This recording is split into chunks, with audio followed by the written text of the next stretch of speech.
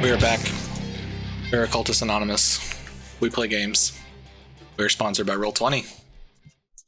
And the wonderful people that have become our Patreon and supported us monetarily. Though we appreciate all of our supporters and viewers and everyone. The names of our patrons are Adele, Al, Alan Michael, Alexander, Bernie, Blood Angel, Brandon, Chris, Daniel, Delore, Emil, Funzusur Ali, George, Ghost in the Machine, Jack, Jenny, John, Josh, Camo, Catfeathers, Crazy Man, Michael, Milo, Moku, Neo, Noba, Perry, Puppeteer, Ramon, Roy Viscrad, Ryan, Shishara, Cinna, That Dude, There He Goes Again, Thomas, Toast, Usuf Sama, Vortex, Winnie the Droob, Woodfoot, and Zoltan. Thank you all. We are back. This is session 1 of Blades in the Dark. Oh, yeah. We forgot to do something as part of session 0, and that is our crew needs a name. Mm-hmm. Can't be getting rep if you don't know who to attribute it to. Mm-mm. Twitch chat, quick, throw your suggestions in. We're probably going to ignore them, but hey, you never know. I got an idea. Fire away. That's right. So we are kind of weird, right? We're strange people. Ding. We might say a little freaky, and we like to acquire things, grab them with our hands.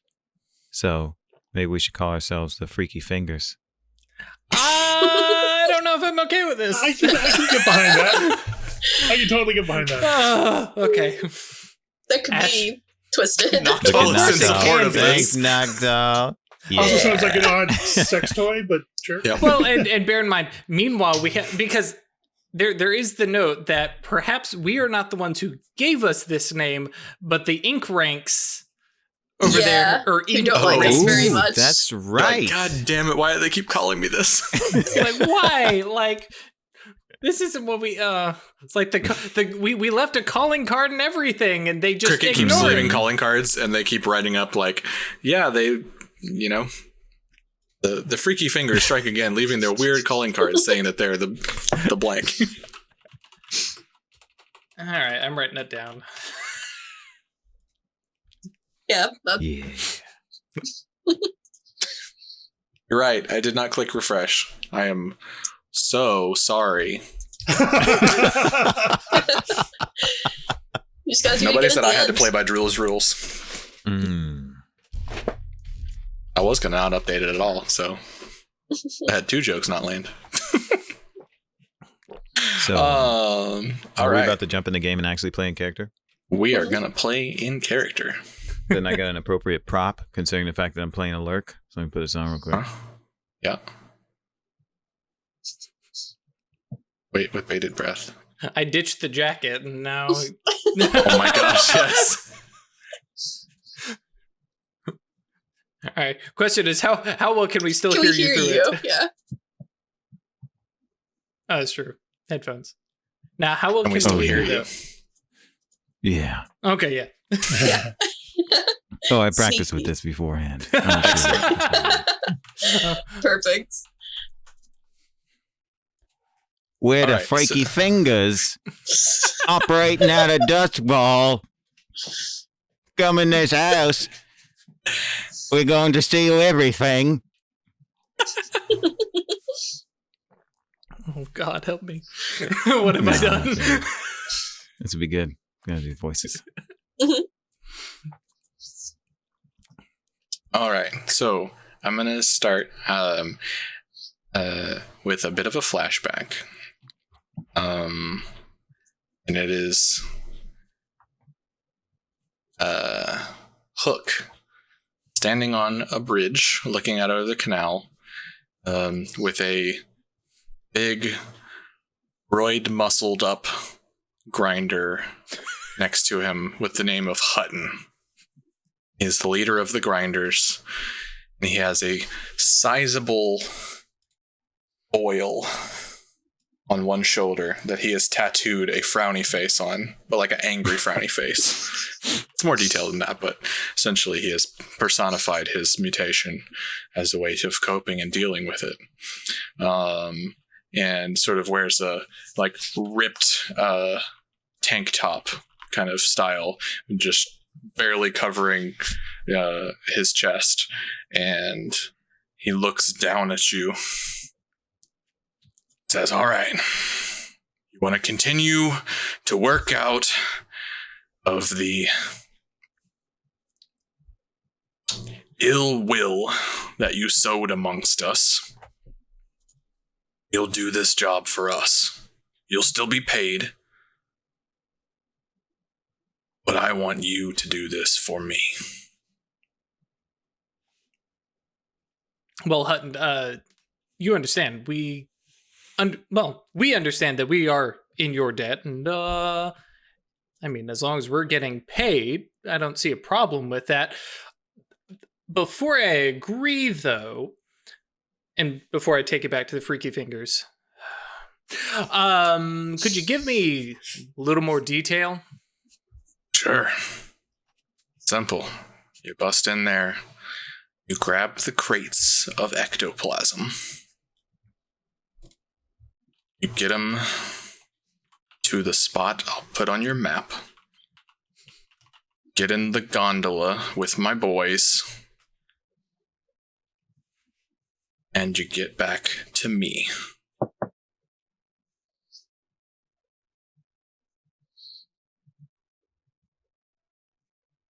That's it. That's it. Now, Hook thinks there might be some details that are missing from this plan, but he's going to leave that to figure out himself. Hutton, I think that sounds like a great heist and something that is well within our realm of capability. And so long as the pay is fair, equitable, we can make this happen for you. Good. And he reaches over and just claps you on the back. In that way too aggressive, toxically masculine way that just kind of... And you're sitting there trying not to show that it actually hurt. And we flash forward to Hook stepping foot onto a gondola, waving at everyone, sprinting with crates in their hands, and a patrol of Bluecoats sprinting after you. Thinking, oh yeah, we can get this done. No problem. Yeah. And that is where our engagement roll is gonna go. That's how we jump into the action. All right. I thought, since I had no idea what y'all would want to do, so I thought, what if the getaway is the score? That's a good idea. Yeah, that's me. So, oh my gosh, are we going to roll dice? We're going to roll some dice. Yeah. We're going to make a fortune roll. So this is going to be a transport engagement. You are carrying cargo or people through danger. The route is through the canals, and the means are on this gondola. Mm-hmm. I need everyone to give me your item loadouts. Cool. Light. I'm normal. Taking into account the 2 additional tool or gear. For a sort of a visual idea of what this might look like, light is going to be everything's concealable. You just look like another person walking down the street. Normal is going to be you probably got a backpack or a bag slung over a shoulder. You look like you're doing something. And heavy is going to be, you're carrying a sword down the street or like something obviously like that person's up to no good, obviously from a look, right? Cool. So, Ash is normal. Right. Cricket is normal. Corby is light load. Hook is light load, and Crafty Man. Crafty Man. Yep, I just clicked it. In addition to those 3 or 5, depending on what you've chosen, you also have the +2 from your thief rigging for anything that says the keyword gear or tools. So burglary gear, climbing gear, demolition tools, tinkering tools, stuff like that. Let's Mhm. find where that is. That includes the special Anything gear you have in as well, right? italicized font. What's up? Yes, that includes special gear as well, like light I was climbing asking. gear. Okay, cool, great, excellent, thank you. Anything that is italicized does not count against your load. And Craig, you do not have to pick these ahead of time. Oh, okay. When you go to do a thing, you can go, I'm going to whip out my spirit mask and use Sure. it Okay. and get a bonus on the roll or whatever. So a wrecking tool, like a hammer. Like a sledgehammer or a small explosive, an oversized wrench. I'm gonna wreck it. Cool. So engagement roll. Is this operation particularly bold or daring? You're running through the streets stealing extremely expensive ectoplasm. Yeah. Yeah. Is it overly complex or contingent on many factors? No, not really. So you start off with 1 die based on sheer luck. So we're up to plus 1. It being Brightstone, you are down 1 from being patrolled well. Does the plan's detail expose the vulnerability of the target or hit them where they're weakest? I don't think so. I'm thinking Not really. to get ectoplasm stolen, there must have been a weakness somewhere that we exploited. Well, Sure. bear in mind, but this is the transport part. Yeah. But I also don't think they have any particular defenses or special preparations on you getting out via the canals. It's kind of why it was designed this way of the job. Yeah. Do you have any friends or contacts to provide aid or insight for this operation? Cabbies. Yeah. Cool with that. You kind of plotted ahead a little bit, like maybe we need to get out of the canal at some point or something like that. Like have a cab waiting or something. And whistles or warnings of where Sure. blue coat patrols are and things like that. Yeah, totally. The best route to take. That's worth a die. Are there any enemies or rivals interfering in this operation? Yes. Yeah. I will just say yes. Let's see. Are there any other elements to consider? Maybe lower tier target will give you no. Higher tier. No. Cool. So it looks like we end up being at a total of 1 die. So straight up, it's called a fortune roll. There is a spot on either your sheet or on the crew sheet. That's not roll engagement? There's one that says roll fortune. Oh, okay. Oh, roll engagement's also. Yes, that's what we're looking for. Whoever has strong feelings about being the first one to roll a die. Craig. Okay. Okay. Here we First go. roll First. Trying to get that first weird luck. roll. All right, let's do it. It'll pop up with a box asking you how many die. Ooh, Hey, 5. Excellent. Risky. All right. Yeah, we end up with a risky position. All rolls, when you go to make them, will have a position and an effect. You're either in desperate, risky, or controlled position, and you either have lesser standard, or greater effect. I'll get into effect when we actually get to a roll, but the position is the important part because mostly it ties into if you screw up, how bad is it? If you fail basically any desperate roll, you're likely to be injured or to suffer a major narrative consequence. Risky is more, loosey-goosey, you take a light hit or something like that. And controlled, you generally, if you fail, you have a chance to step back and reapproach from a different position. So I like, 9 times out of 10, you're going to end up with a risky position for most rolls. So we're starting at risky. I like from the narrative of we kind of pan out of Hook's thinking about, oh yeah, this is going to be an easy job. I totally totally problem. planned this down to the minute.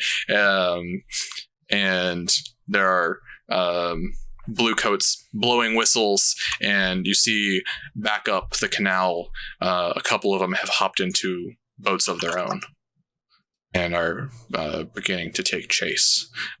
What do you do? Well, anticipating that things are probably going to go south, I think Corby has a spirit bottle. And I will release the spirit from the bottle.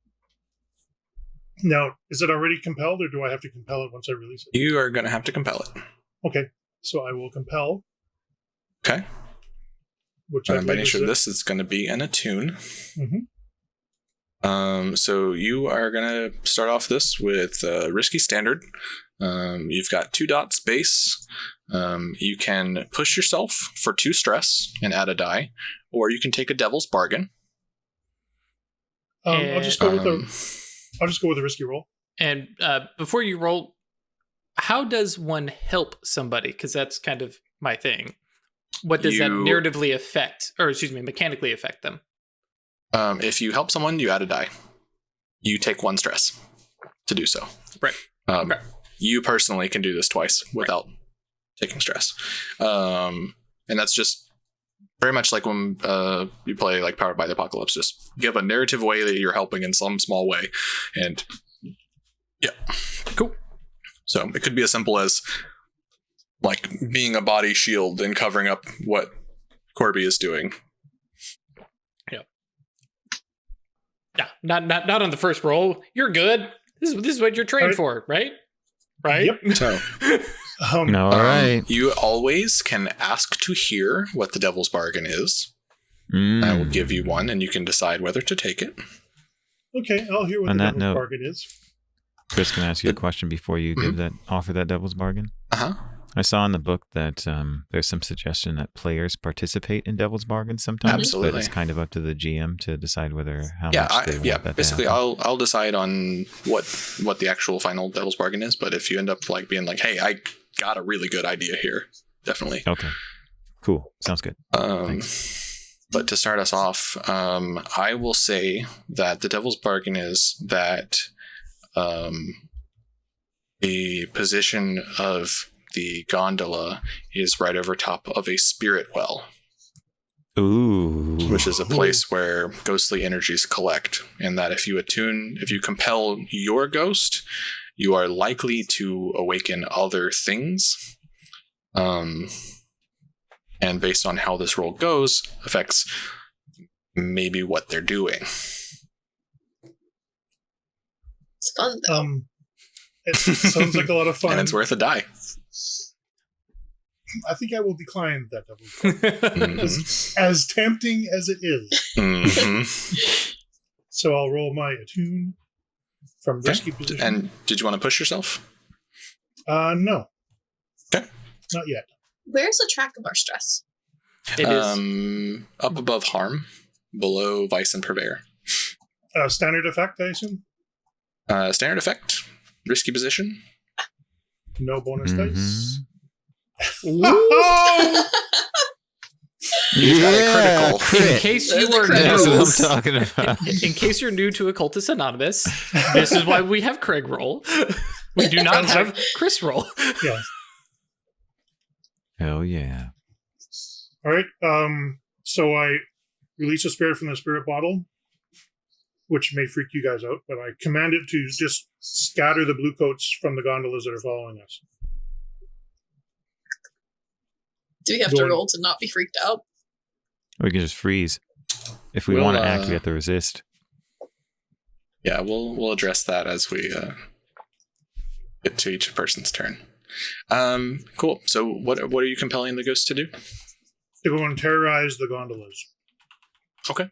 Just freak the Bluecoats out. All of them, or just the ones that the Bluecoats are on? Just the ones that the Bluecoats are on. Okay, cool.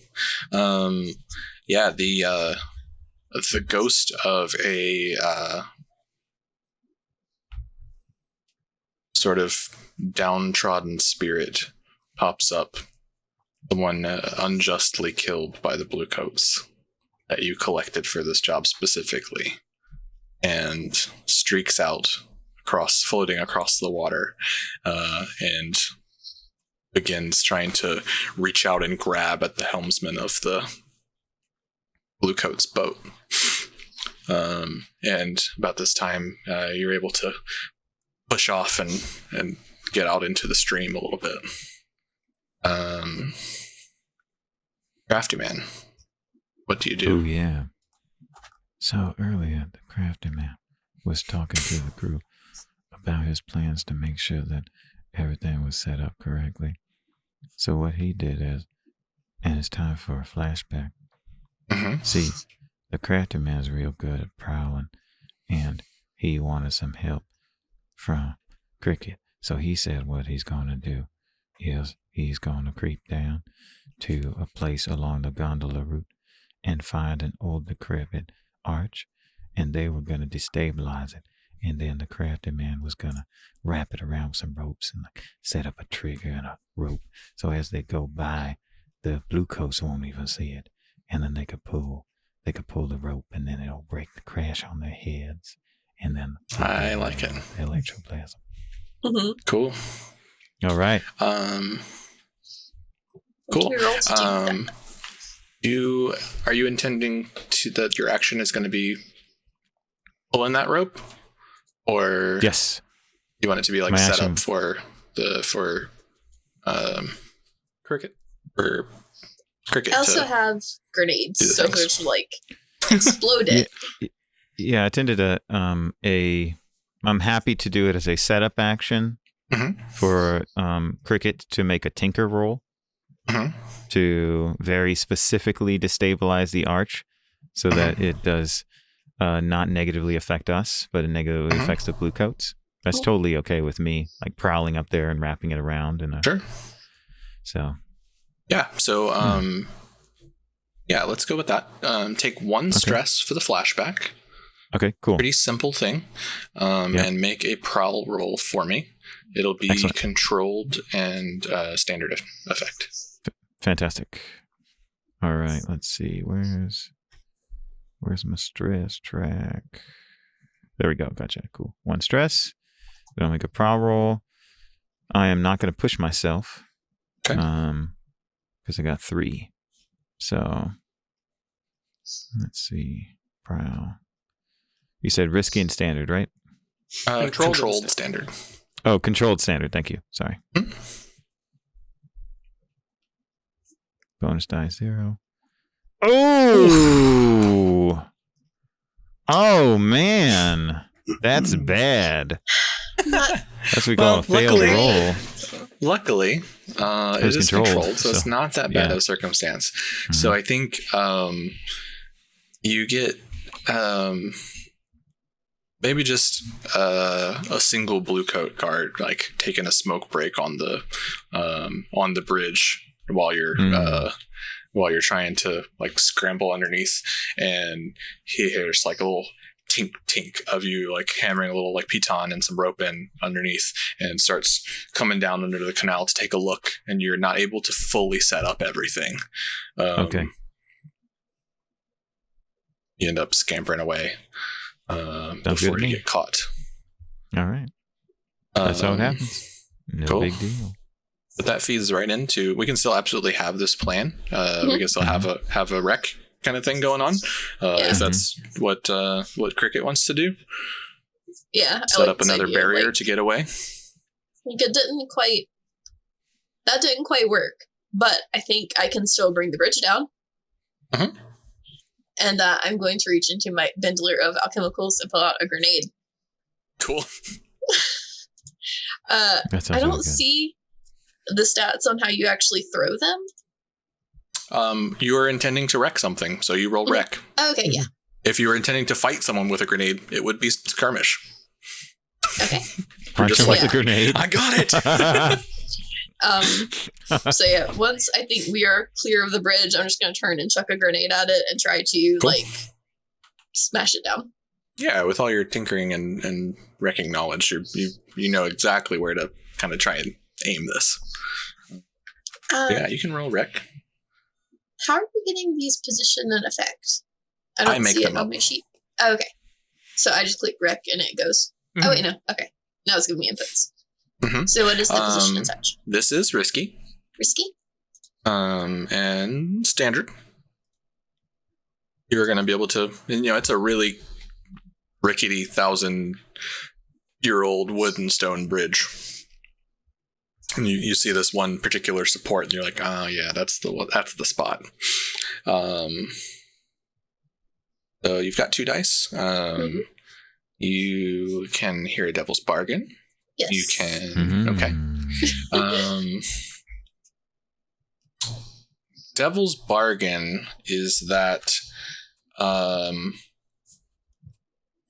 destabilizing the bridge is more effective than you were planning, and some of the walls of the canals, both going forward and coming back, start kind of collapsing in a bit. Is it okay for me to jump in there? Sure. What if there was one of our enemies on the bridge?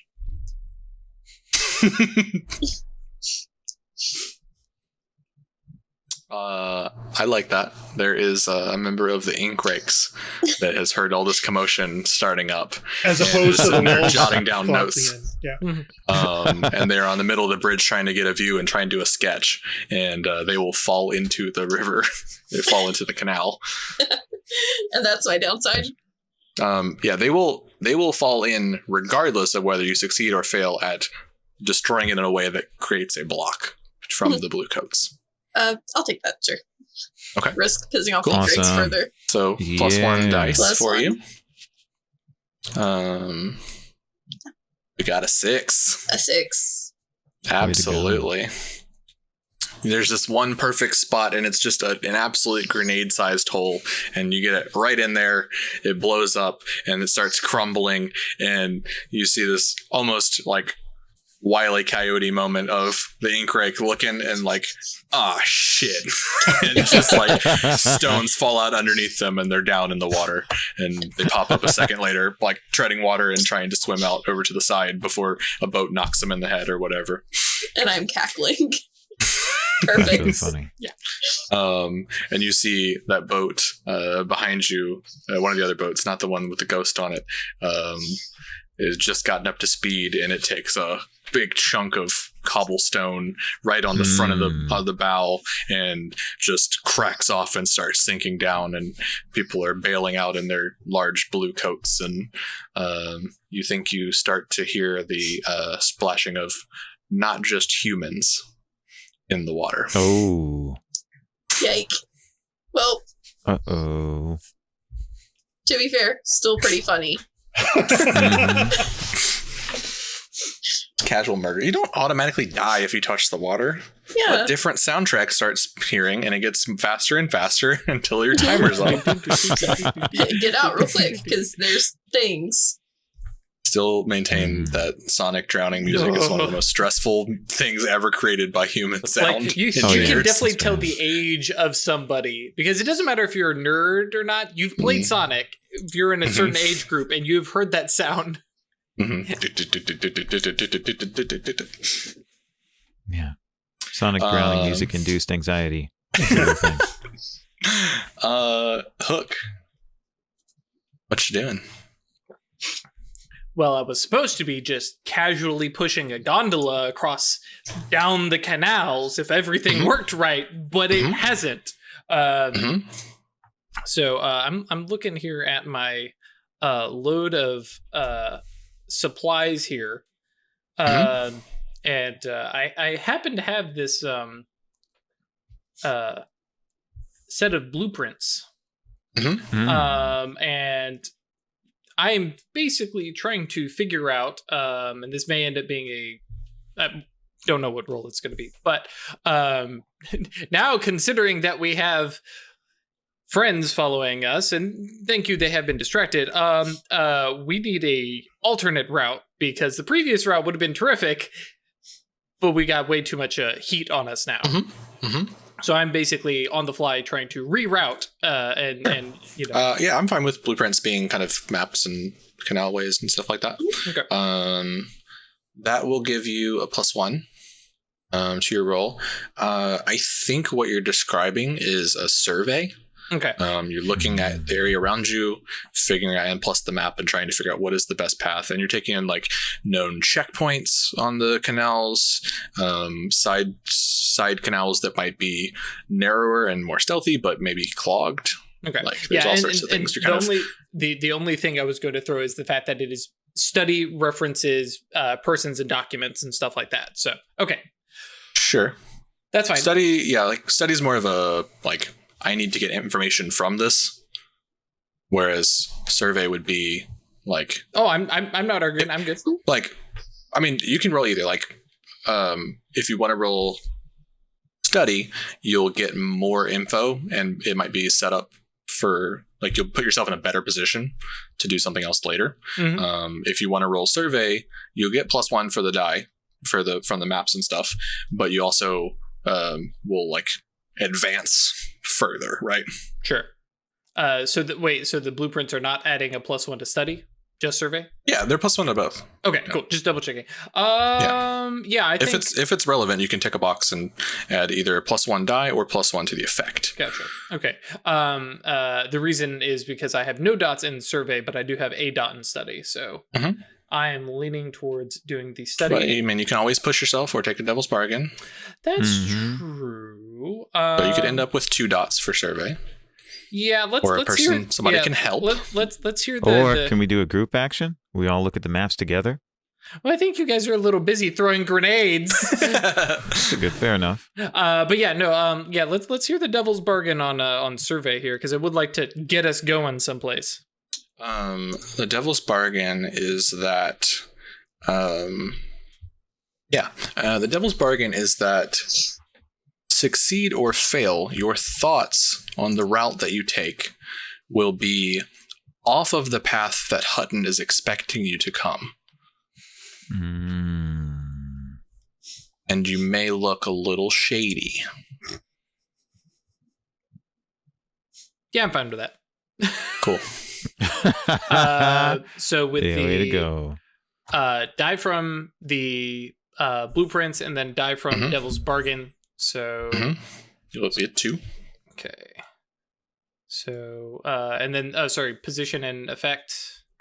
Risky standard.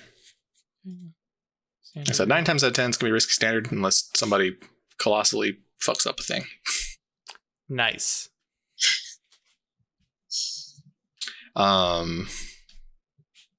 Yeah, cool.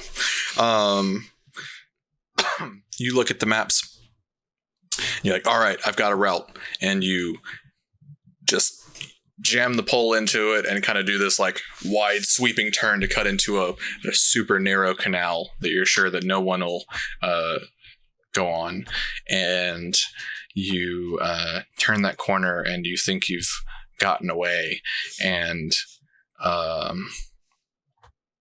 you're just sitting there kind of smiling to yourself, and the boat just bunks against something, but there's nothing there. And there's just like the front of the boat? The front of the boat essentially runs into something. Hits the bow, a barrier? Yes. Hits a in barrier. The canal? Okay. Yes, across the canal. Not underwater. And there is this ripple of sort of ectoplasmic energy. Corby? I'm already on it. And you realize that you have run into one of the famous ghost walls. As the city has been built up and torn down hundreds of times over the years. And there are not just ghosts of people, but of places and things. Used to be a building here, huh? And right as you turn and call for Corby's attention, a boat with Bluecoats like shining lanterns swing around, and one guy just like puts a spotlight on you and is about to yell out. A moment here, because this is something I wanted to clarify before. The moon is gone, the stars are gone, and the sun Inky is black. like The sun is really dim gotcha. So and basically only gives a little bit of light at sunup and sundown, or at sunup and sundown. There's like a brief kind of flash of dusk, essentially, but otherwise it is dark. It is night. There is all the time.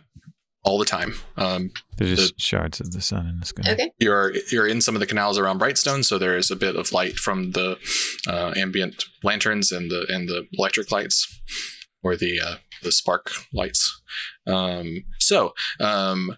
This is where we talk about resistance. So I have presented you with 2 consequences. You can resist them independently of each other. When you roll resistance, it'll be based on your the first dots in the column, right? We talked about insight. So looking at hook sheet, your insight is 1, your prowess is 1, and your resolve is 3. So resisting the ghost wall, I'm going to put it at as a resolve. Resisting the prowess is more of or resisting the being spotted by the Bluecoats is going to be more of a prowess thing. If you can duck down and hide or something like that. To resist, you roll dice equal to that stat, and you take stress equal to 6 minus your result. So if your highest roll is a 5, you take 1 stress. Or we can accept the consequence, right? Or you can just accept the consequences. And can this be a group action? This is Hook. It's the consequences of Hook's roll. Gotcha. So Cool. Drew has to make these decisions.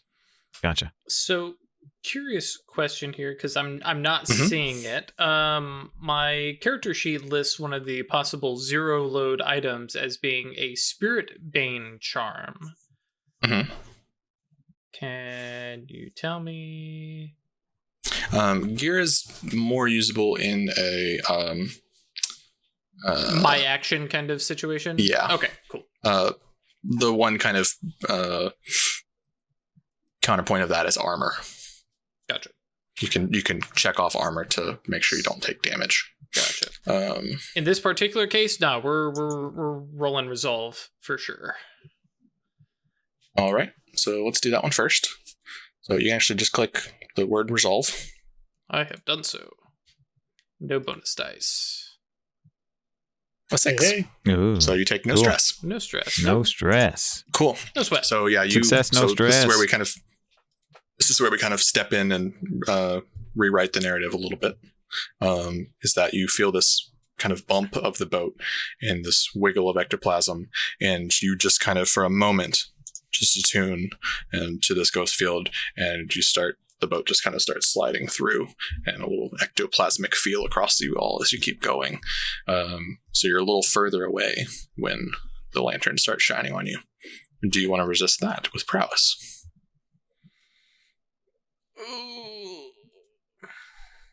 Do I know the consequence ahead of time? The consequences, you're going to be in a desperate position after this, because you have very little maneuverability and you've got like solid building walls on both sides. Like if they decide it's time to shoot, you're pinned in. Well, as I understand it, desperate position is how we get XP. So, yeah, that's fine. Cool. All right. Corby, you do. We've been spotted. You have been spotted, but Are you are they- currently sliding through a ghost wall. Sure. Are any of them preparing to shoot or anything? They are like at this moment, it's that kind of flash freeze where you're all looking, and Right. then the spotlight kind of hits you, and they're like, "Oi!"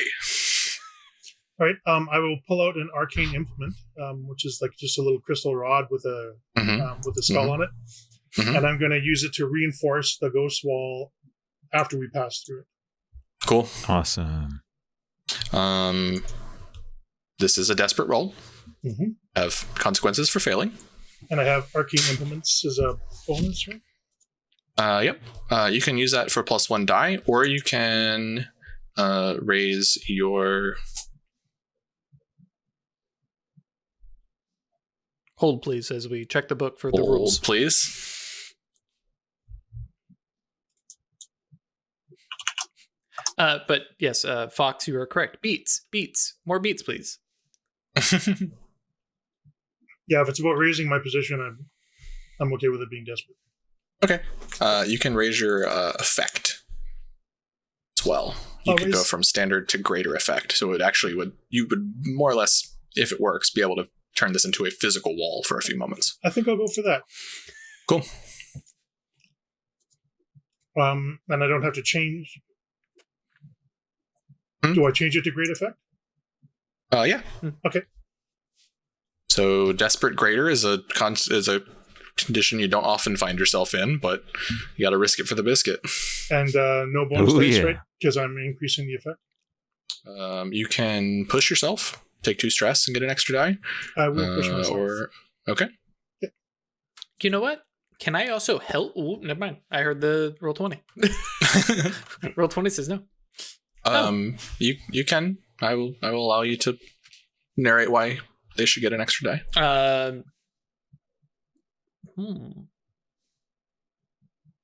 Yeah, I think this is possibly like, all right, Corby, flashback. Corby, let's talk about plans B, C, D, and E. And these things on this map here are not great. And I totally meant to come here because I knew about this ghost wall. I just didn't want to. Sure. Take a stress. No. This is one of my ones. Yep. Actually, is there a way to mark that? Let's see. No. Okay. I'll just have to keep track. Cool. Craig, you can roll one more dice. Just roll 14? Just do it through the... you can just do it through the regular die roller or whatever.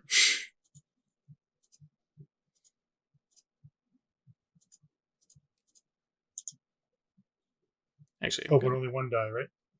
Yep. 1 extra.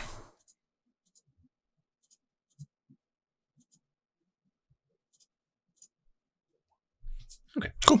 So still 5. And I'm just sending that in just that way if I roll back and be like, I've used it once. Oh, excellent. Cool. So Corby pushes her will out through this. You said it was a wand? Yeah. A rod or something like that? Yeah, like a crystal rod with a skull on it. Absolutely. And there's this sort of brief connection that she can see between her force of will through the ghost field to this ghost wall. And it solidifies up into bricks sort of forming out of thin air. And as that last sort of brick that's manifesting kind of clacks into place, a sort of feedback channels back at you. And you are going to take a... level 1 harm. And we're going to call it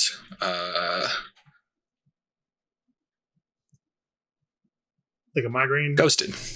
What's that? Ghosted. You can resist this. I will resist this. Okay. This is going to be a resist with resolve. Seems like the right choice. Mm-hmm. No bonus dice. Mm-hmm. Okay. And a 6, so no stress to resist. And when you resist a wound, you bump it down a level. So in this case, it is a level 0 harm. When you take harm, they go onto the boxes. You can see them on your sheet. You can take 2 level 1 harms, 2 level 2 harms, 1 level 3 harm. If you ever take a level 4 harm, you are dying. Sorry, you are dead. Oh. If you take a level 3 harm while already having one, you are also dead. Do all of them level 3 harms upgrade in similar fashion? Yeah, so yes. 3 lesser effects become level 2. Become a level 2, yeah. If you have a level 1 harm, it is less effect for any actions that would tie into that. So in this case, it'd be any sort of mental focusing sort of things that Corby was trying to do would have less effect. Level 2 harms just give you -1 die to anything you're trying to do with regard to those actions. And level 3 is you need help. You are either bleeding out or you are losing possession of your brain or bad things. completely crunched rib cage, that kind of thing. Cool. But you don't take any harm because you steel yourself at the last second and prepared for that. And the wall bricks up, and you are able to continue down this very tight passageway. Thank you, Corby. Way to go, That should protect us from bullets and stuff too, right? Mm-hmm. Yeah. No, it for at least this time frame, it has turned into actual bricks. Cool. They ain't getting through that. And actually, as it forms in the canal as well, it sort of creates a surge of water that kind of displaces and sends you forward a little faster. Nice. Ooh. All That's a according to pretty great plan. effect. Mm-hmm. Yeah, great. Good plan.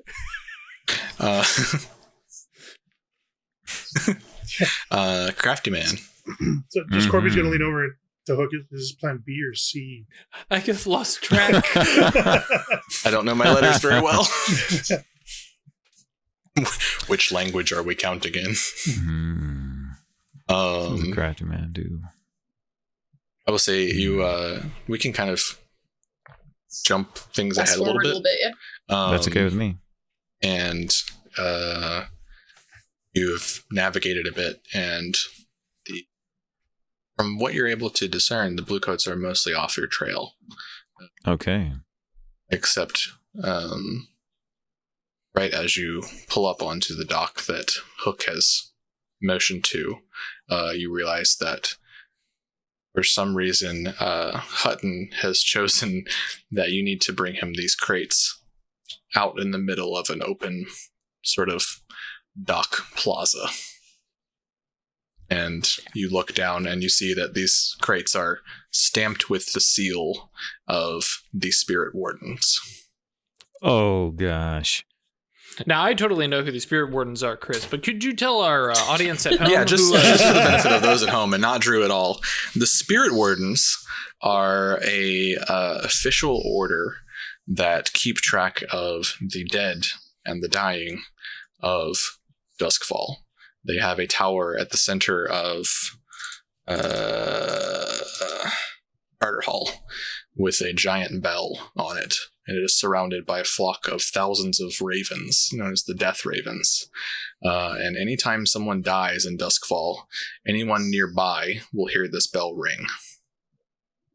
The ravens will fly down and mark the spot where this body has been found, and the Spirit Wardens come to collect it and dispose of it, because the shattered barrier between this world and the next has left it so that anyone who dies will spawn a ghost of themselves. And 9 times out of 10, they're not happy. They want revenge, and they're not happy. Mm-hmm. Or at the very least, they're essence. not adjusted. And to clarify, you mean that the bell sounds near where the body was found, not at the bell itself? The bell is nearly always ringing, but you only hear it if you are nearby to where someone has passed away. Like, you can be at the tower and look up and see this giant 50-foot bell swinging, fucking Notre Dame style. Oh, now I've got that song stuck in my head. Thanks. Exactly. You're welcome.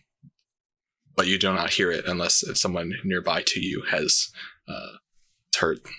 passed away. So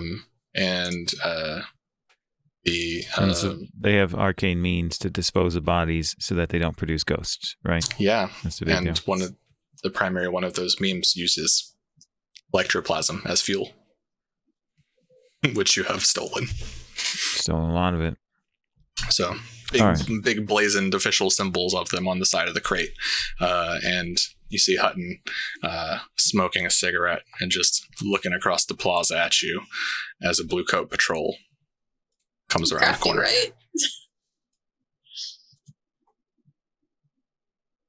Oh, crud. What do you do? Yeah, okay. Let's see. Act in the moment or try and perform another flashback? Oh, I know. Yeah. The crafty man is going to do what he does best. And that's be crafty. Mm-hmm. So he is going to... Let's see what gear we got. We got that stuff. Yeah, okay, cool. He is going to hop out of the gondola and cause a distraction. So there's a Bluecoat patrol coming.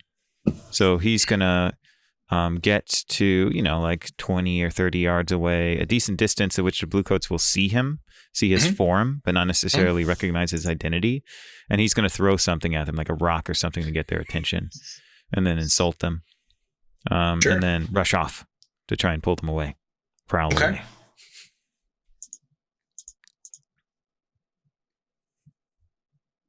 think this is going to be sway. Okay.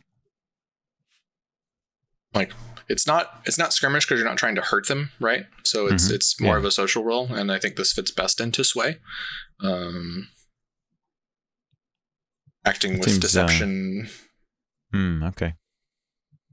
Gotcha. That makes charm, sense. logic, deception, disguise, or bluff. Cool. That work for you?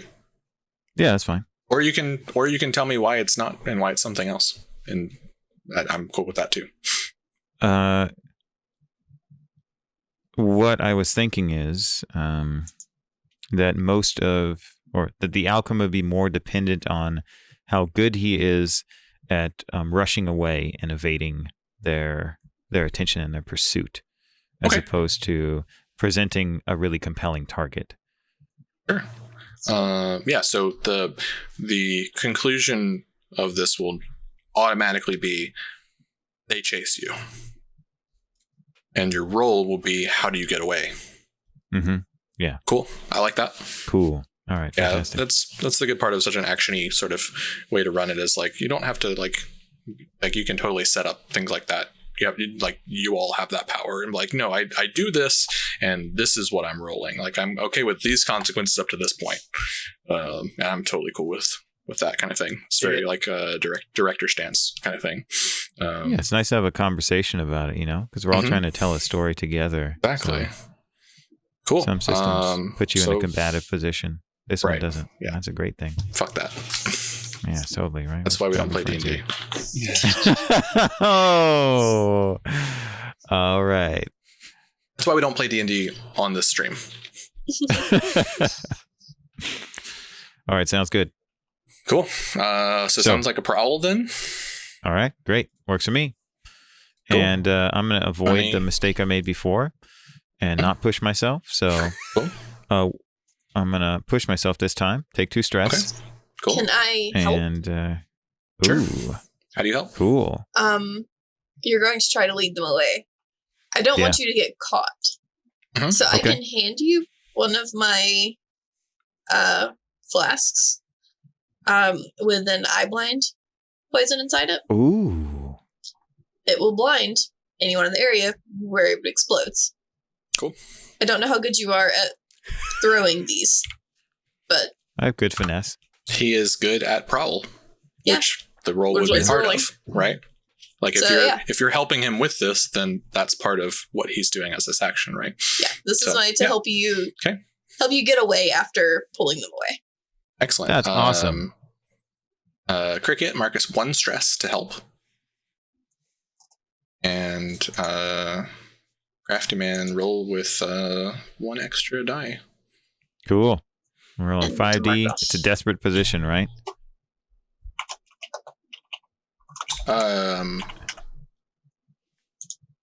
Or are we no longer in desperate position right now? We're back to risky. I think you're back to risky. Okay, cool. With the greater effect and like getting most of the Bluecoats off your trail, yeah, I think that's... All right, great. Craig, did you mark an XP? I did. Because you took a... Cool. And you marked it in the resolve, which is perfect. You get a track XP based on the type of skill you used. So I got 2 bonus dice. This is 5 dice. Let's see. Is there anything else I want to use?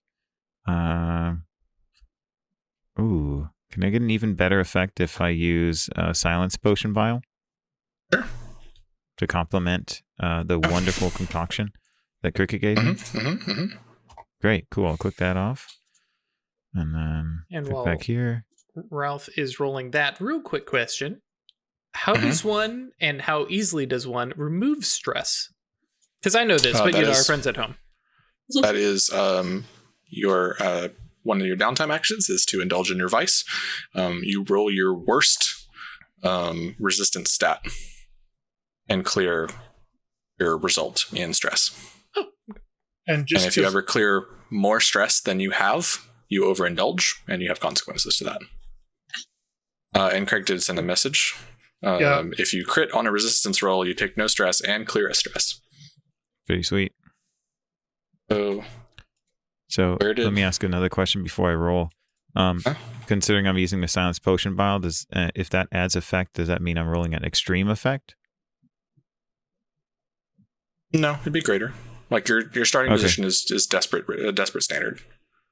Oh, I thought it was risky. Yeah, when I asked you said we're no longer desperate. You said risky, and you said it was great effect because Cricket was giving me that concoction. So I was just curious. Is there an effect roll of the had great potion? effect. So the great effect was to clear most of the chasers off of you. So cleared you out of, as a group, cleared you out of desperate range back up into risky. Sorry, I wasn't clear on what I was saying. So yeah, you are at risky standard. You can totally use one of these silence potions to bump that up to greater effect. Okay, gotcha. Cool. That's right. Excellent. Thank you. All right. And Craig, you are right about critting, but no one has crit on a resistance roll.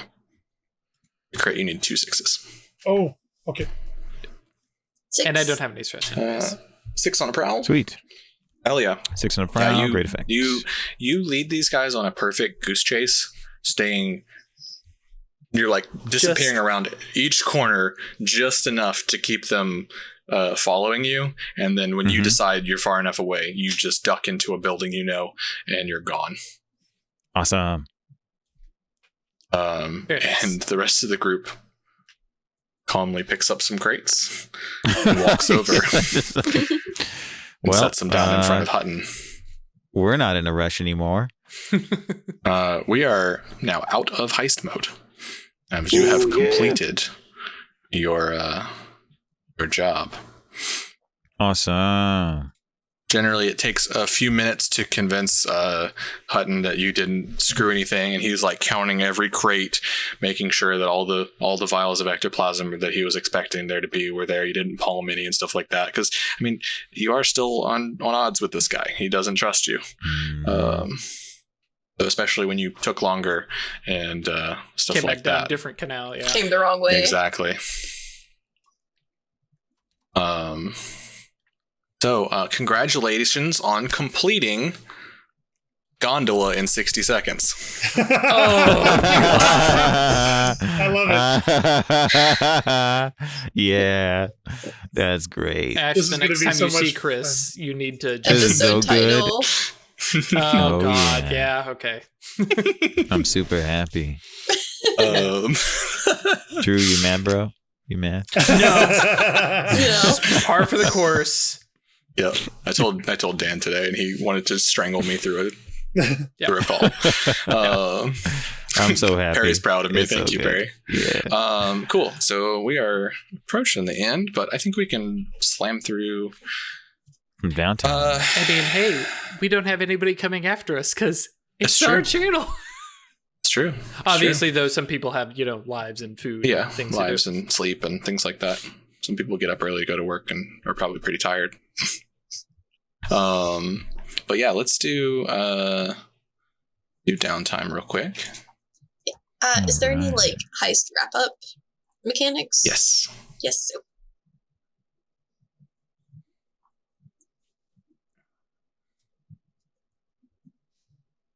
Charlie. Tired boy. Yes, very sleepy. Also, hi, if you're new to Occultists Anonymous, that dog there is Barley, just to make that clear. It's kind of All shadowy pit over in front of Chris's face. The first step is payoff. You're going to get some rep and some coin. Heck yes. You have stolen from the Spirit Wardens, which are noticeably higher tier than you. Mm-hmm. Now, a lot of this was like Hutton setting up the job for you and stuff like that. But definitely still, even with that, considered much higher tier than you. So you're going to get 2 extra rep for this. Sweet. Nice. So you're going to get 4 rep all day. 4 rep. All right. Is somebody marking this on the I sheet? am indeed. Okay, cool. Yeah. Who's on top of it? The spider. Yep. Somebody has to Is keep you, manipulating. like the 3 of you. Yeah. Cool. You are going to get...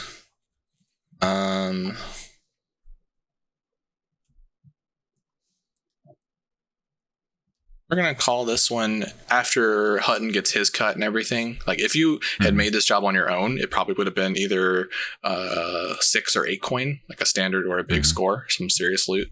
But after Hutton takes his cut for setting up everything and starts doling out your shares, we're going to knock this down to 4 coin for And a small job or a that strong goes box. to whose coin?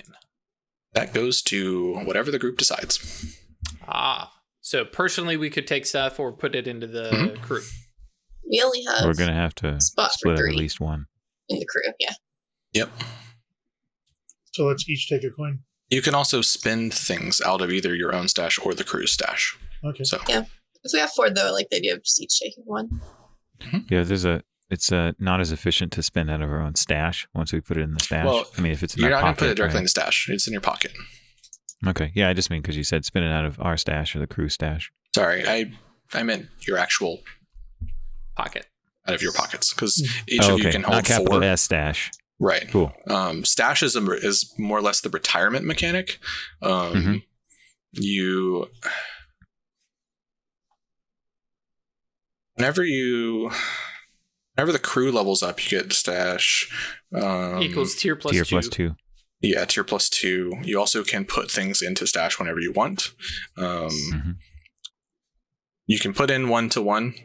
You can take out 2 stash, becoming 1 coin. Gotcha. Because it represents non-liquid assets that you've invested in, like owning a property to retire into, or like comforts and stuff like that. And if you fill up a whole row of stash, you mark that box all the way at the end, and that marks sort of a tier of how well off you are once you end up having to retire, because you will. Yeah. The dang IRA penalty. Yep. Can't even escape the taxman in fiction. Nope.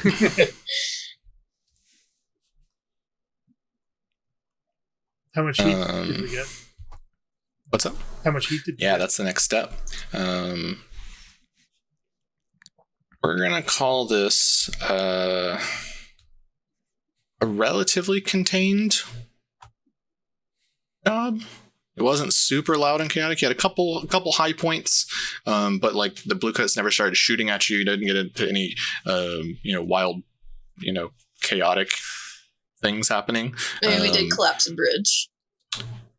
Yeah, but it's like a rickety ass small bridge across a Right, small but we canal. It's not also- like one of the main ones. Did we injure an ink rig? Sure. Would that Didn't die, increase the though. heat, or is that okay? Good. I think it would just decrease the faction rating, the status with that faction, as Yeah, opposed it's to give us heat. likely to add up towards that. Yeah, so we're going to call this 2 heat. Contain Awesome. standard exposure. You do get +1 because you've got hit on a high profile or well connected target, the Spirit Wardens, and +1 because it was on hostile turf, because y'all chose to do that for Brightstone. Right. Mm-hmm. You're not at war, so you don't get +1 for that. And if you kill someone, you get +2 heat automatically. Whether you killed someone, if someone dies while you're on a job, you get +2 heat, because the crows and the Spirit Wardens and everything, all that extra attention causes trouble. So 4 all day. Oh, for heat? Yeah, 4 total. Started with 2 and then got 2 extra. Okay, gotcha. Yeah. gotcha. Yeah, we got +1 hostile territory and +1. Right.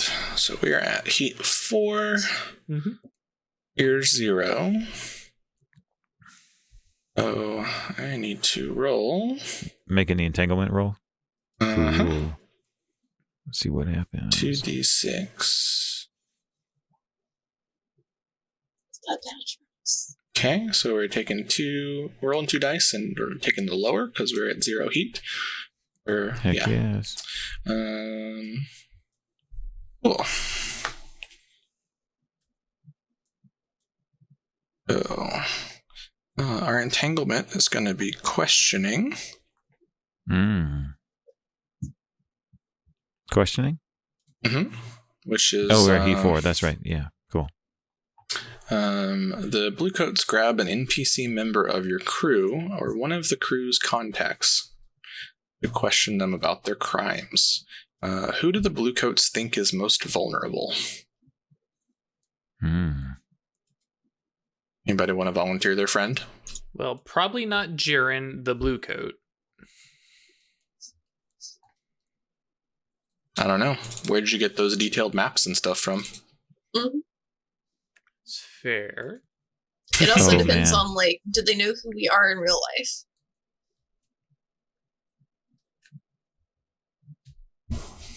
Well, the Bluecoats are real shady, so... Yep.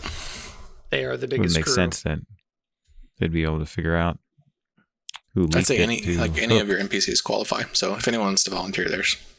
I mean, that Bluecoat makes sense. I mean, my rival, I'd volunteer, but that in some ways seems like it's not a disadvantage to us. And that, I get the impression that the entanglements are supposed to be disadvantages. It's one of your friends, or basically it's one of your friends, or was it Fritz, whatever? Fitz, yeah, Fitz. You know, Fitz has been causing us some trouble with the ink rakes. I'm just saying. Okay, let's put it like this: that ink rake totally climbs out of that and grabs just reaches over and just grabs the Bluecoat. I'll tell you who did this. I can take you to whoever set him up for this job, and just marches over to Fitz, where they know Fitz is going to be. Fitz gets taken in. So you can we can make a fortune roll to see, which is just 1 die, see how it goes, to see how much extra heat, like how much Fitz talks, how much he blabs on you, or you can intercept this questioning and pay off the Bluecoats with 2 coin. Screw Fitz. No paying off them. We don't have that many coins, so yeah. Yep. Cool.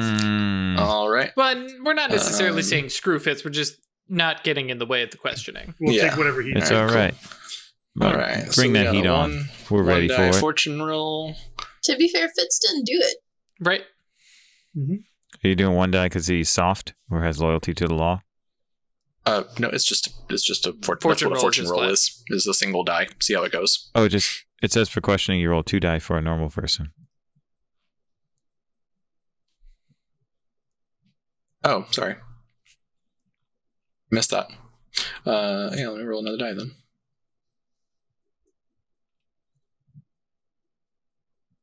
Or Experienced Underworld. Yeah, they probably have 2 more die. All 5s. 3 5s. How about that? About that. Cool. One So he keeps his tongue pretty quiet, right? He doesn't give up any important details. He doesn't tell them where your hideout is or anything like that. But he's got to give up enough to get off the hook, and you take 1 extra heat. Okay. Okay. And so marked. Cool. So downtime activities. Mm. You can do 2. You can pay a coin to do extras, up to however many coin you got going on. You can acquire an asset, which is how you might get special extra stuff.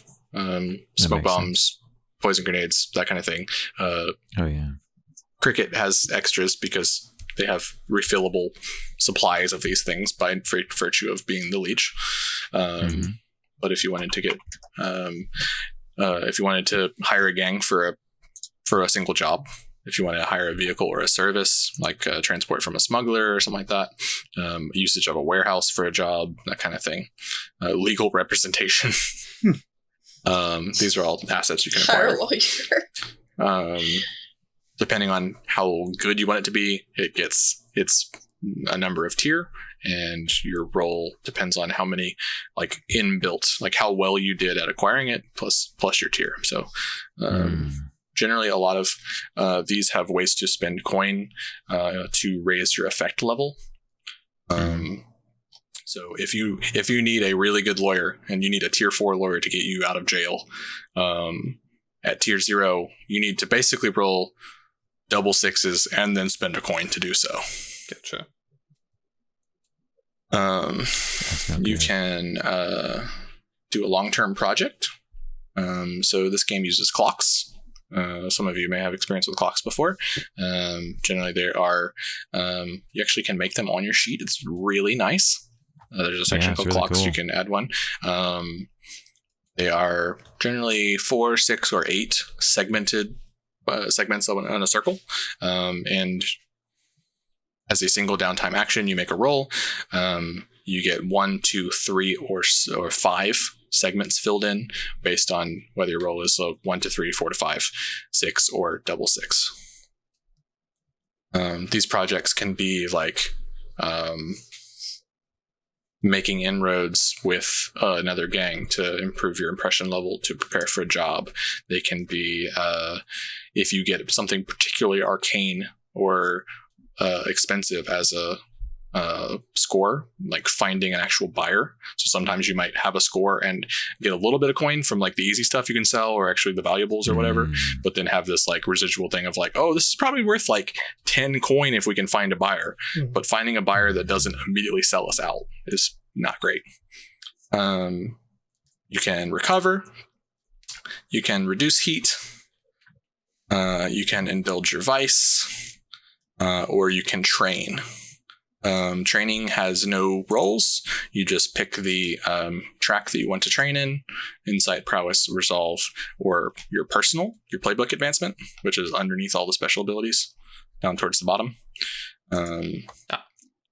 And since you are shadows, if you train in prowess, you get 2 ticks of XP instead of just 1.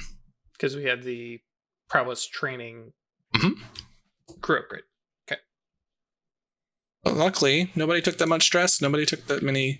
Nobody got hurt. So y'all are sitting pretty. Kind of plenty of free time to do what you want or train or whatever.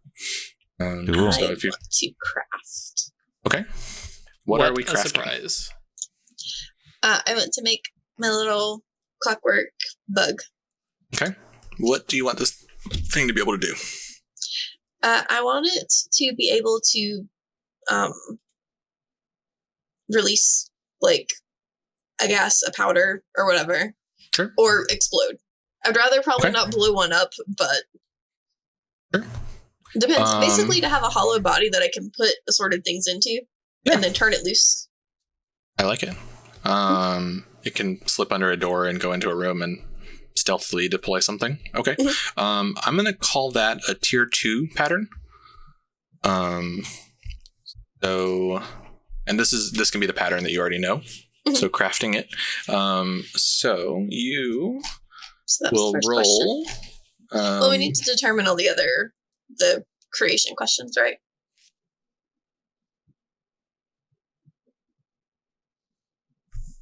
That was the what does it do? Yeah, I mean, we just kind of determined that, right? Yeah. What's the minimum quality is the tier 2? Yep. What is the bad thing? The drawbacks? I would say it is fragile. If you're using it to deploy an explosive, it's gone. If it gets spotted and crunched, or if you don't like recover it quickly, maybe the gears keep there's no like off switch. It's kind of set and go kind of thing. And it sort of runs down, or yeah, I think that's probably a fair drawback. Like you have to put in some effort to make sure you get one of these back.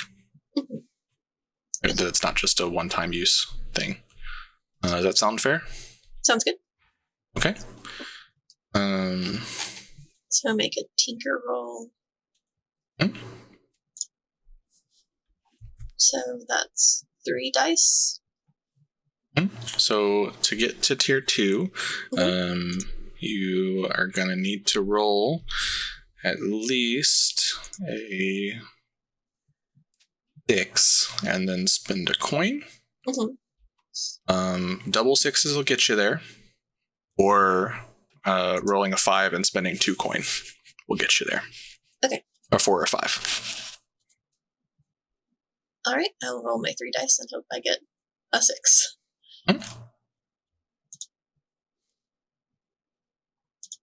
Survey says. Oh, it's got the input values and stuff.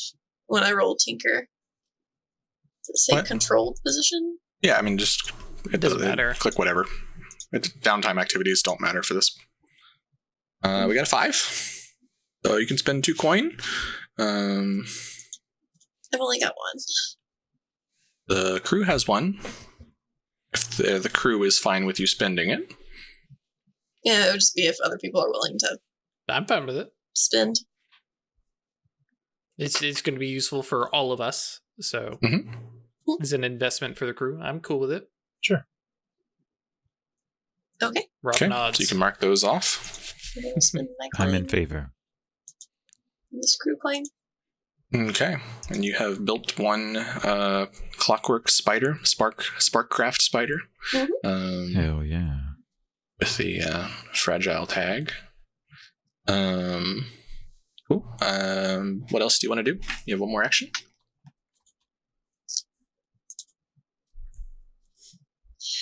Do I need to do the acquisitions to get new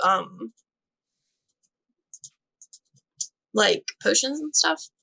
Things that are included in your bandolier of alchemicals I just are have. autofill.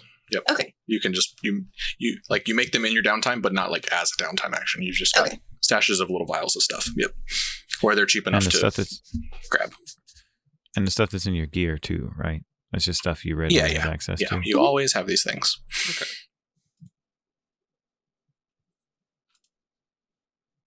Okay, so like you could also like do a tinker to get the thing if you don't have the alchemist bandolier. So I probably don't. Right. Okay. You have access to things that are written up in the, I think if you look in the book, it'll show like the specific things that are included in a alchemist bandolier. If you want to add anything to that as a one-time use for like the higher tier things, like I think there's something called like a mind void potion that's like tier 4 or whatever. Like, yeah, you need to roll to acquire that as an asset. But yeah. So some training or something like that. I guess I'll do training. Train resolve because I don't have any points in it at all. Cool. Mark 1 XP for that. Cool. Craftman, what you doing in your downtime? All right. Train prowess. Okay. Indulge vice. Okay. So there's the indulge vice button. Yep. Lowest is 0. Yep. So got bonus 2 0 dice and bonus take the dice. lower. Yep. 5. And you have rolled I overindulge. 5. So clear all that stress up. Mhm. Let me find the right page here. Yep. Oh, 156. I get a +1 result level to my roll for the Oh, okay. little Don't want guy, your this coin. artificer. Put the, yeah, so yeah, the crew I can forgot. have their coin back. Yep, sure does. Appreciate it. Just borrowing it.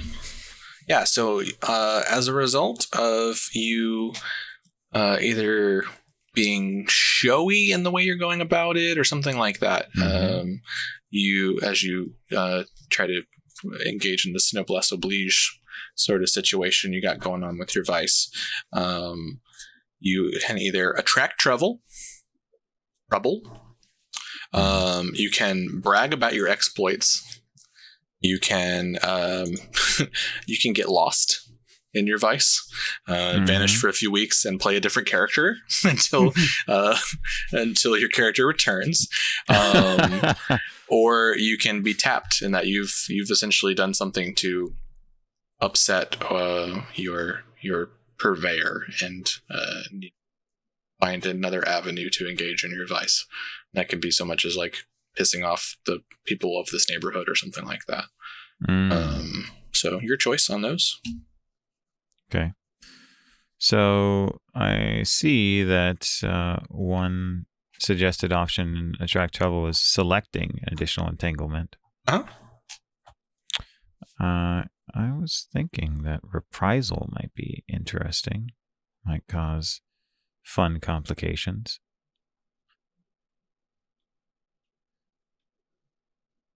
Cool. An enemy faction makes a move against you. An enemy faction makes a move against you or a friend, contact, or advice purveyor. Pay them 1 rep and 1 coin per tier of the enemy as an apology. Allow them to mess with you or yours, or fight back and show them who's boss. We can let me think about that between sessions. Cool. And we'll deal with that Go first ahead. time. All right. Okay, and then that's both of your actions. Yep. Cool. Hook, what you doing in your downtime? I am training prowess. So that's 2. And then I'm going to reduce heat by having a little chat with my blue coat friend. And it's like, hey, listen, sorry we didn't give you a heads up on that one. Next time we'll do a little better. And I'm going to roll, I believe, consort. Yep. Because that's literally the example of chatting with your friend who's a blue coat. Yep. That's a great idea. Way to go, Spider. That's the plan. And we don't care about position or effects. Nope. Wah, wah. Wait, no, hang on. 3. Yeah, that's fine. That's you can spend a coin to improve your result level if you wish. That would increase it to 2 heat reduced. You know what? Actually, better question. Personally, what is coin good for me besides giving me downtime actions? You can use it for extra downtime actions. You can use it to improve your downtime actions, which includes using it to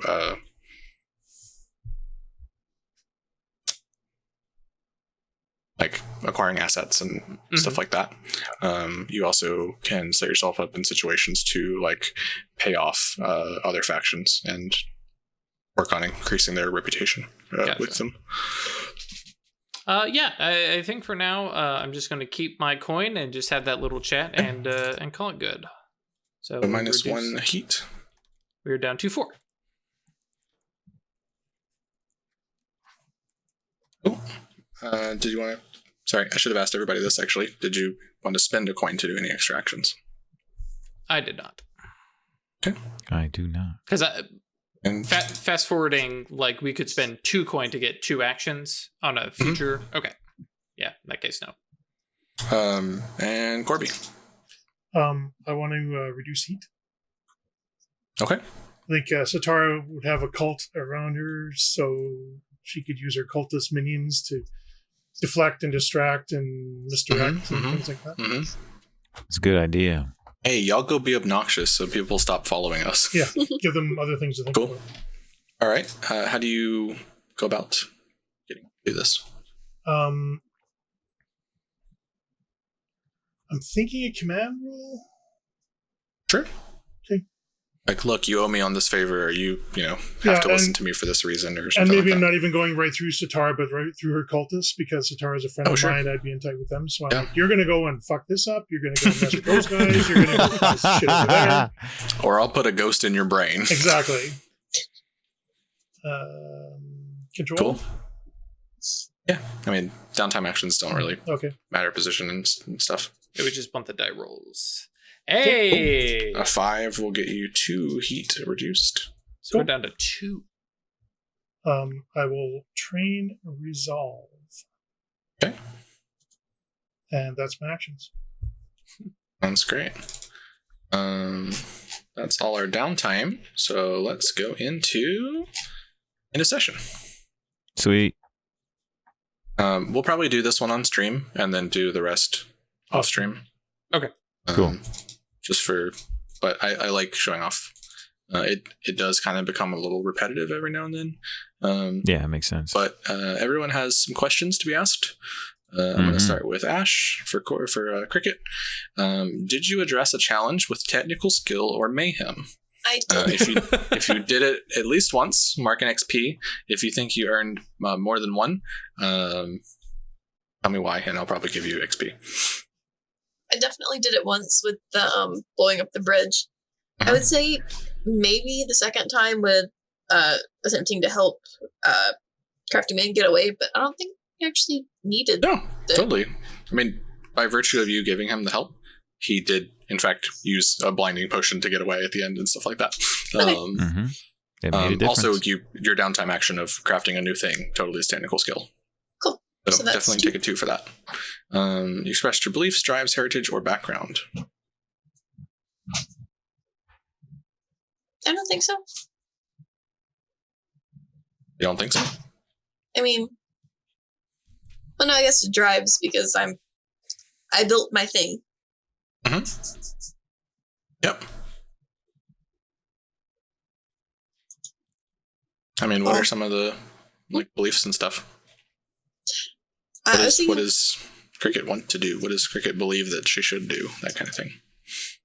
Honestly, she's mostly into heisting for fun. Get the rush, man. Did Cricket have fun on this job? Yes.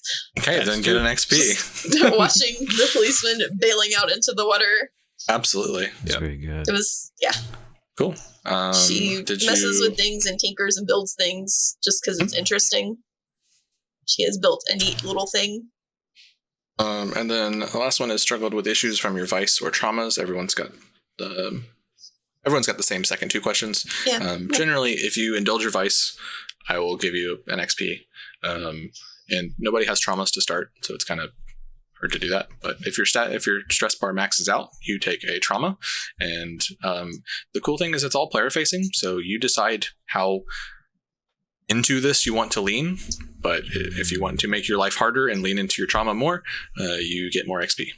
That's pretty much flat out how it goes. So you can. I don't think Cricket did any of these. Nope. No. 4 all day. 4. And those. Yep. Yeah, if you do once, you get 1. If you have multiple at all, it's 2. So, like tinkering and having fun is definitely 2 out of the beliefs and drives. Those can go into either the player advancement track or any of the skill tracks. No, okay. Okay. What does playbook advancement do? Take another of those special abilities. Oh, okay. Alchemist or analyst or whatever. Yeah. Corby. Did you address a challenge with knowledge or arcane power? Yes. Yeah, take a 2. Take a 2 for sure. Did you express your belief, drives, heritage, or background? Yes.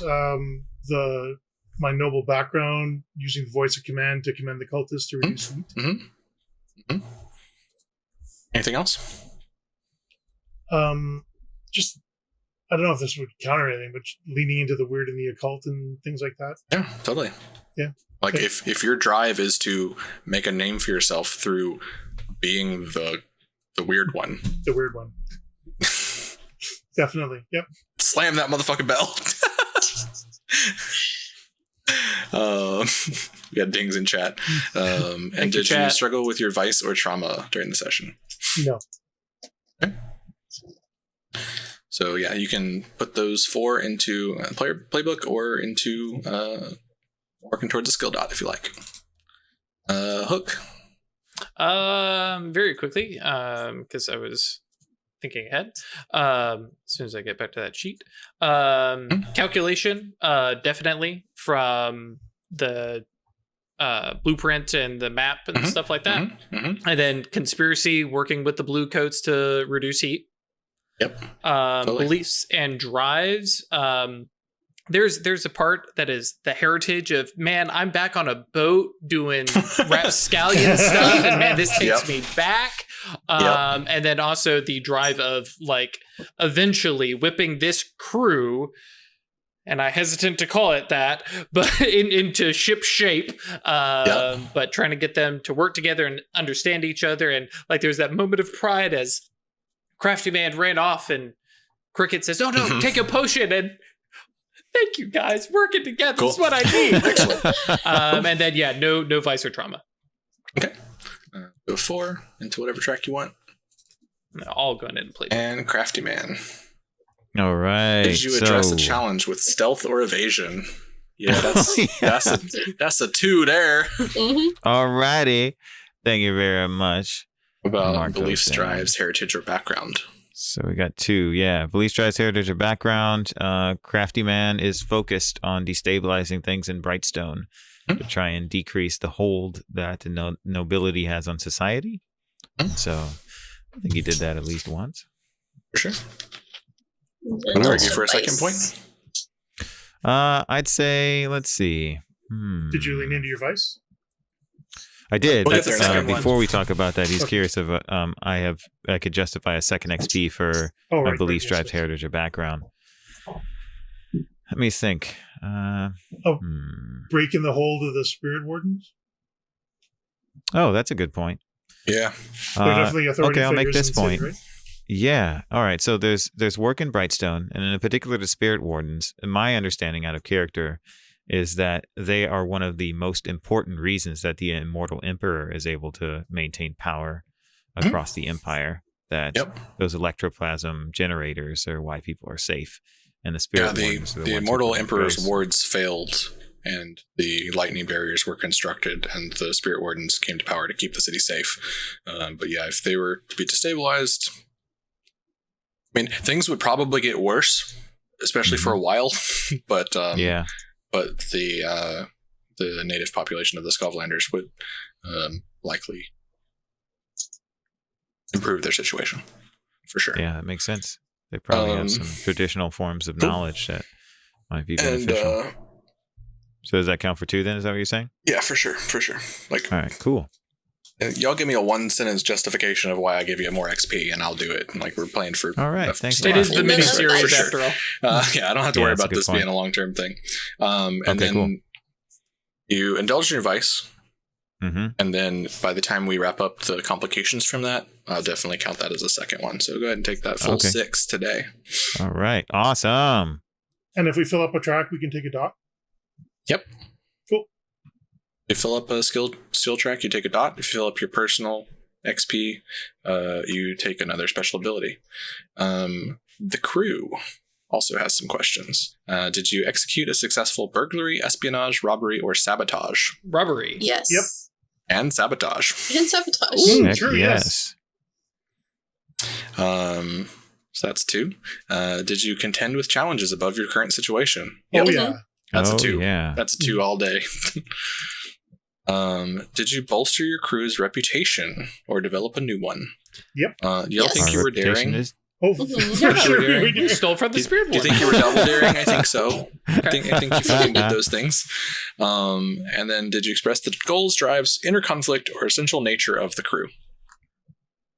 We're Uh, freaky fingers. Yeah, I mean, We take the we were strange freaky things. and we fingered some stuff. I'd say yeah. Mhm. Oh, You can't say these things. you can't say that when Noctall's out there It is- waiting. Like, you need to provide at least a little more context, so that's another 2. But yeah, we definitely Yeah. did. I'd say our essential nature, we really lived up to it. Yep. Yep. Oh, so close. You're here at the very least to make things weirder in Brightstone. Mm-hmm. And if you make yourselves rich by doing so, all the better. All the better. Hell Cool. yeah. That's the full 8 for the crew, meaning next session Awesome. you almost guaranteed are going to get another special ability or 2 more upgrade boxes. Nice. Sweet. Ooh. And Mr. GM, before we close out, how does one spread their lair? You spread your layer by going on a job, a score that the crew will design to specifically take one of these things. From somebody else.